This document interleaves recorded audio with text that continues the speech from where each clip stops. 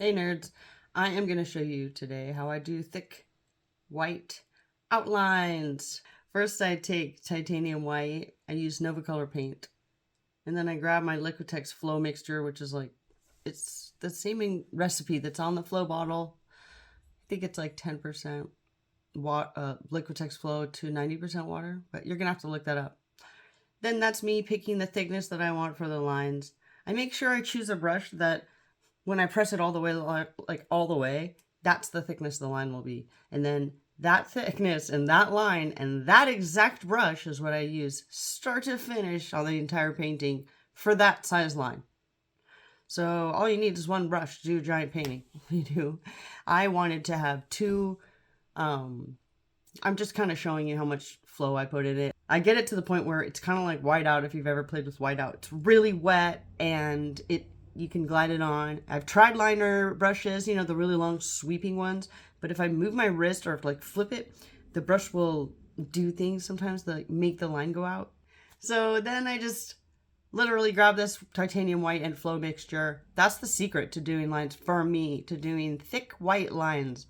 I've tried Posca paint pens, which can smear under paint on varnish. I've tried Decocolor paint pens, which do not smear, but they are glossy, right? And they're way more opaque than Posca. Sorry, but they are. They also smell a lot more than Posca. So anyway, when I really want to do a thick white line, I grab a brush. I grab a round brush. The one I'm using for this one is a small one. It's like a 0.2.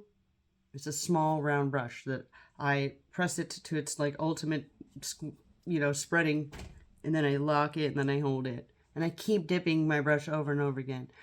I find that if I, again, use long liners or longer round brushes, I have to take way big, it has to be a lot more paint and I have to do way more like bold moves. Like here, I can just kind of like work my way across and know my line is going to be good how I like it, which is, doesn't have to be perfect. It just has to be contrast. Contrast is like why it's there.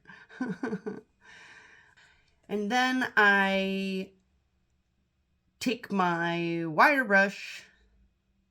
For this one, I used a filbert, a very small one. I don't know what size. Small filbert. I wanted it to really be a wide line, and filberts hold a lot of paint. I know round brushes do too, but filberts hold a lot of paint. And if you always kind of like go one direction with the filbert, you won't have these like open brush endings. You'll have these nice tight endings. Corners, lines, outlines, edges, whatever you want to call it. I call it outlines. So yeah, wrapping it up. The secret for me, not a secret, I'm telling everyone, the whole world's watching obviously right now. Say hi in the comments. Those secrets are this.